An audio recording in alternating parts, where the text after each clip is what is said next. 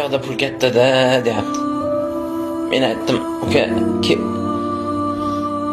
qori bo'laman deb orzuqi, sportchi bo'laman deb orzuqi, olim bo'laman deb orzuqi, kep musofir bo'laman deb ham orzu qilasanmi desam, boyagi bola kulyapti.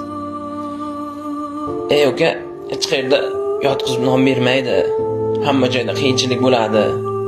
Pulni supurib olmaysan. Hamma joyda xo'roz bir xil qichqiradi. Har yerni qilma orzu, har yerda bor tosh tarozi desam, boyagi bola men baribir ketaman deyapti. Shu non olib kelish bilan uyga non topib kelish juda katta farqi bordi.